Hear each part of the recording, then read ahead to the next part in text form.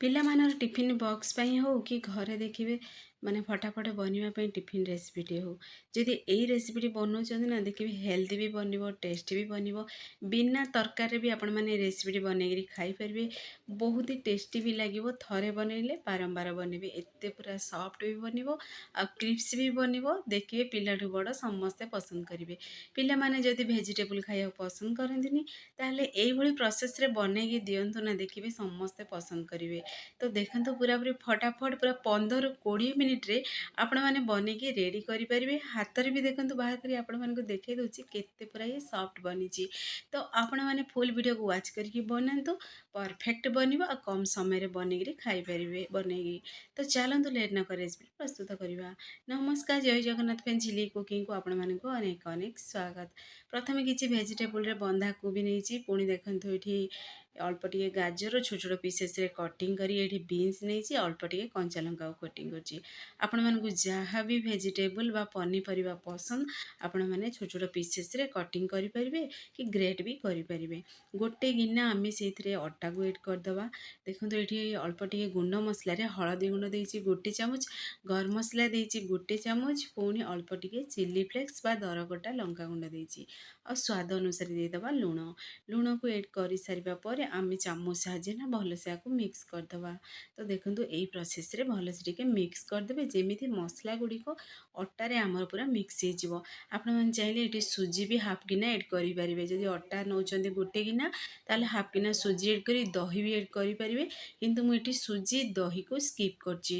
ତ ଏବେ କ'ଣ କରିବେ ନା ଅଳ୍ପ ଅଳ୍ପ ପାଣି ଏଡ଼୍ କରି ଆମେ ଗୋଟେ ଏଠି ଦେଖନ୍ତୁ ପୁରା ବହଳିଆ ନାହିଁ କି ପତଳା ନାହିଁ, ସେଇଭଳି ଗୋଟେ ଆମେ ବେଟର୍ ପ୍ରସ୍ତୁତ କରିବା। ତ ପୁଣି ଥରେ ଆଉ ଅଳ୍ପ ଟିକେ ପାଣି ଦେବା। ତ ଆପଣମାନେ ଚାହିଁଲେ ଏଇ ପ୍ରୋସେସ୍ରେ ହିଁ ମାନେ ସେଇଥିରେ ପନିପରିବାକୁ ଏଡ଼୍ କରିକିରି ଏଠି ଦେଖିବେ ଯେମିତି ପରଟା ବି ବନେଇ ପାରିବେ, ଯେମିତି ପସନ୍ଦ ଆପଣମାନଙ୍କୁ ସ୍ନାକ୍ସ ବି ଖାଇପାରିବେ। କିନ୍ତୁ ଏଇ ପ୍ରୋସେସ୍ରେ ବନାନ୍ତୁ, ଦେଖିବେ ପିଲାଠୁ ବଡ଼ ସମସ୍ତେ ପସନ୍ଦ କରିବେ ଆଉ ଖାସ୍ କରି ପିଲାମାନଙ୍କ ଟିଫିନ୍ ବକ୍ସ ପାଇଁ ପରଫେକ୍ଟ ଗୋଟେ ଟିଫିନ୍ ରେସିପି ବନିବ। ତ ଏବେ ଚାଲନ୍ତୁ ସେଇଥିରେ ଆମେ ଏଡ଼୍ କରିଦେବା ପନିପରିବା। ତ ଯାହା ବି ପନିପରିବାକୁ ଛୋଟ ଛୋଟ ପିସେସ୍ରେ କଟିଂ କରିଥିବେ ସେଇ ପନିପରିବାକୁ ସେଇଥିରେ ଏଡ଼୍ କରି ପୁଣି ଥରେ ଟିକେ ଭଲସେ ଆକୁ ମିକ୍ସ କରିଦେବା। ମିକ୍ସ କରି ଆମେ ଅଳ୍ପ ଅଳ୍ପ ପାଣି ଦେଇକରି ଗୋଟେ ଆମେ ଏଇଠି ବେଟର୍ ପ୍ରସ୍ତୁତ କରିବା। ତ କଣ୍ଟିନ୍ୟୁ ଆମେ ମିକ୍ସ କରି ଗୁଳା ବନିବାକୁ ଟୋଟାଲ୍ ବି ଦେବାନି, ଏଇଭଳି ମିକ୍ସ କରି କରି ପାଣି ଆମେ ସେଇଥିରେ ଅଳ୍ପ ଅଳ୍ପ ଏଡ଼୍ କରିବା। ପତଳା ନାହିଁ ବହଳିଆ ନାହିଁ, ଗୋଟେ ବେଟର୍ ଆମେ ପ୍ରସ୍ତୁତ କରିବା। ଅଳ୍ପ ଟିକେ ସେଇଥିରେ ଆମେ ଆଉ ଟିକେ ଟେଷ୍ଟକୁ ବଢ଼ାଇବା ପାଇଁ, ବାସ୍ନାକୁ ବଢ଼ାଇବା ପାଇଁ ଅଳ୍ପ ଟିକେ ସେଇଥିରେ କସ୍ତୁରୀ ମେଥି ଏଡ଼୍ କରିବା। କସ୍ତୁରୀ ମେଥି ବଦଳରେ ଆପଣମାନେ ଚାହିଁଲେ ଧନିଆ ପତ୍ର ବି ଏଡ଼୍ କରିପାରିବେ। ଧନିଆ ପତ୍ରରେ ବି ଫ୍ଲେଭର୍ ଏଇଥିରେ ବହୁତ ବଢ଼ିଆ ପୁରା ଆସିବ। ତ ଏଡ଼୍ କରିସାରିବା ପରେ ପୁଣି ଥରେ ଆକୁ ଟିକେ ଭଲସେ ଆମେ ମିକ୍ସ କରିଦେବା। ତ ଦେଖନ୍ତୁ ଆମର ପରଫେକ୍ଟଲି ଗୋଟେ ବେଟର୍ ବନିକିରି ଏଠି ରେଡ଼ି ହେଇସାରିଛି। ପୁରା ଆସାନ ନା, ଦେଖନ୍ତୁ ଆପଣମାନେ ଦେଖିକି ଜାଣିପାରୁଥିବେ। ତ ଯଦି ପରଟା ବନାଉଛନ୍ତି ଆଳୁ ପରଟା ତ ଦେଖିବେ ପୁର ବନେଇବାକୁ ପଡ଼ିବ, ଅଲଗାରେ ଝଞ୍ଝଟ କରିବାକୁ ପଡ଼ିବ, କିନ୍ତୁ ବିନା ଝଞ୍ଝଟରେ ପରଫେକ୍ଟଲି ଗୋଟେ ଟିଫିନ୍ ରେସିପି ବନିକିରି ଆମର ରେଡ଼ି ହେଇସାରିଛି। ତ ଚାଲନ୍ତୁ ଏବେ ଆମେ ପ୍ରସ୍ତୁତ କରିବା। ତ ପ୍ରଥମେ ଗୋଟେ ଆମେ ତାୱା ନେବା, ତାୱାରେ ଆମେ ଏଡ଼୍ କରିଦେବା ସେଇଥିରେ ରିଫାଇନ୍ ତେଲ। ଯେତିକି ଆପଣମାନେ ତେଲ ଖାଇବାକୁ ପସନ୍ଦ କରନ୍ତି ସେ ଅନୁସାରେ ସେଥିରେ ତେଲ ଏଡ଼୍ କରିବେ। ତେଲକୁ ପ୍ରଥମେ ଟିକେ ଗରମ ହେବାକୁ ଦେବା। ଗରମ ହେଇସାରିବା ପରେ ଆମେ ସେ ଉପରେ ଏଡ଼୍ କରିଦେବା ରାଶି। ରାଶି ଏଡ଼୍ କରିବା ଦ୍ୱାରା ତାର ଫ୍ଲେଭରଟା ରାଶିର ଭଲ ଲାଗିବ, ପୁଣି ସୁନ୍ଦର ବି ଦେଖାଯିବ। ତ ଏବେ ଆମେ ପୁଣି ଥରେ ଭଲସେ ବେଟର୍କୁ ଟିକେ ମିକ୍ସ କରିଦେବା। ମିକ୍ସ କରି ଯେତିକି ବଡ଼ ସାଇଜ୍ରେ ଆପଣମାନେ ବନେଇବାକୁ ଚାହିଁବେ ସେ ଅନୁସାରେ ସାଇଜ୍ ଏଠି ବନେଇ ପାରିବେ। ତ ଦେଖନ୍ତୁ ଏଇ ପ୍ରୋସେସ୍ରେ ବନେଇବେ। ମୁଁ ଏଠି 2 ବେଲା ହିଁ ସେଥିରେ ଏଡ଼୍ କରିକି ବନେଇଛି, ପୁରା ଛୋଟ ଛୋଟ ପୁରା ବନେଇଛି। ତ ଏଇ ସ୍ନାକ୍ସଟି ଆପଣମାନେ ୟାକୁ ଅଟା ହେଲ୍ଦି ଚକୁଳି ବୋଲି ବି କହିପାରିବେ, ଭେଜିଟେବୁଲ୍ ପରଟା ବୋଲି ବି କହିପାରିବେ। ତ ଆପଣମାନେ ଏଇ ଟିଫିନ୍ଟିକୁ କ'ଣ ନାଁ ଦେବାକୁ ଚାହୁଁଛନ୍ତି କମେଣ୍ଟ ବକ୍ସରେ ମୋତେ କମେଣ୍ଟ କରନ୍ତୁ।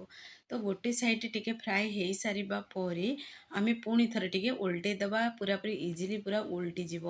ତ ତେଲ ଯେହେତୁ ମୁଁ ଟିକେ ଅଧିକା ଏଡ଼୍ କରିଛି, କାହିଁକି ନା ପୁରା କ୍ରିସ୍ପି ବି ରହିବ ଆଉ ଯେହେତୁ ପିଲାମାନେ ଖାଇବାକୁ ପସନ୍ଦ କରିବେ ସେଇଥିପାଇଁ ଏଡ଼୍ କରିଛି। ଏଇଟା ପୁରାପୁରି ଅପସନାଲ୍ ଅଛି, ଆପଣମାନେ ଯେତିକି ତେଲ ଖାଇବେ ସେ ଅନୁସାରେ ବନେଇ ପାରିବେ। ତ ପୁଣି ଥରେ ଆକୁ ଟିକେ ଭଲସେ ମିକ୍ସ କରି ଆମେ ଟିକେ ପିତିପାତିଆ ସାହାଯ୍ୟରେ ଏଇଭଳି ଟିକେ ପ୍ରେସ୍ କରିକିରି ଆମେ ଟିକେ ବନେଇବା। ଯେହେତୁ ଟିକେ ପ୍ରେସ୍ କରିବା ଦ୍ୱାରା କ'ଣ ହେବ ନା ଆମର ଭେଜିଟେବୁଲ୍ ଗୁଡ଼ାକ ପରଫେକ୍ଟଲି ପୁରା ସିଝିଯିବ। ତ ଦେଖନ୍ତୁ କେତେ ସୁନ୍ଦର ପୁରା ହେଲ୍ଦି ଟିଫିନ୍ଟି ବନିକିରି ଆମର ରେଡ଼ି ହେଇସାରିଛି। ତ ଆପଣମାନେ ଦେଖି ଜାଣିପାରୁଥିବେ କେତେ ସ୍ୱାଦିଷ୍ଟ ବି ବନିଥିବ। तो फाइनाली आमर देखो बनिकी एवं रेडी भी हो साराणी सेम प्रोसेस ना सब बनिकी भी रेडी करदे।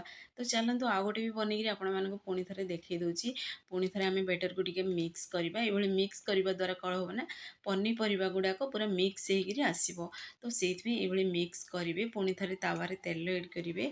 एड कर सारापर पुणी थे जिते बड़ साइज चाहिए आपण मैंने बनवाई से अनुसार गोलाकार ये बनइबे। तो ये मुझे दुई बेला बेटर ही सबूतक बनई। तो गोटे साइड आम टे स्लो आंचरे भी सीझा देवा लो टू मीडियम आंचरे बनई पारे। तो टे सीझा देवा सीझे सारापर आम पुणी थे अल्प टे राशि जदि एड करदे आहरी बहुत बढ़िया सुंदर देखा। तो पुणी थे ये राशि को आम टे एड करवा। एड कर सारापर गोटे साइड आम फ्राए होगा फ्राए हो सारापर पुणी थे आम उल्टेदेवा। तो देखो ये प्रोसेस रे उल्टेदेवे। तो देखिए बनवाटा बहुत ही इजी। पुणी देखिए माने कम समय रे कम खर्च रे ये हेल्दी नास्ताटी बनईकरी आपण मैंने निजे खाई पारे आपण मान फैमिली भी खुआई पारे। एत स्वादिष्ट भी बहुत स्वादिष्ट थिला। तो ये आपण मैंने चाहिए कंचा लंका को चिली फ्लेक्स को आपण मैंने फिक्स माने ये देखिए स्किप भी करें। तो फाइनाली आमर टिफिन रेसिपीटी बनिकी रेडी हो सारी। तो सेम प्रोसेस रे सबूतक बनईकरी आम रेडी करदे गोटे प्लेट आम रखीदे। तो ये आपण मैंने पिज्जा सॉस सहित भी खाईपर। ये मोमो सॉस सहित भी खाईपर टिफिन टी। तरकारी बिल्कुल ये दरकार नहीं कौन चटनी द्वारा आपण मैंने ये टिफिन टी खाईपर। टमाटो सॉस चिली सॉस द्वारा तो पूरा जमीब एत बढ़िया लगे। खास करी पिला मानक फेवरेट टमाटो सॉस सहित से टिफिन टी बनईकरी दे पारे। तो फाइनाली आमर टिफिन रेसिपी प्रस्तुत हो सारी। तो फ्रेंड्स आपण मानक जदि वीडियोटी पसंद आसीबो सांग मानकु शेयर करंतु लाइक करंतु चैनल जदि नुआ अछंती चैनल को मोर सब्सक्राइब कर दियंतु बेल आइकन क्लिक कर दियंतु जहाँ फल रे मोर सब वीडियो नोटिफिकेशन प्रथमे आपण मानकु पहुंचीबो। मु एमती इजी इजी वीडियो नहीं आसीबी आपण माने देखिरी घरे आको निश्चय ट्राई करंतु। तो देखंतु पाखरु आपण मानकु देखै दोछि केते पूरा ये सॉफ्ट बनिछि। तो देखंतु पाखरु पूरा देखुछि कैमरा सामने फोल्ड करी भी देखै दोछि पूरा पूरी नुआ शैली रे बनिकी रेडी हे बिना झंझट रे बनिकी रेडी हे। तो देखंतु खंड कर भी देखै दोछि केते सॉफ्ट बनिछि। तो आपण माने निश्चय घरे आको ट्राई करंतु देखिए पिलाठू बड़ समस्ते पसंद करेंगे। तो केमिति लागिला कौन ये टिफिन रेसिपी ट्राई कला परे मो सहित शेयर करने को जमार भूलंतुनि।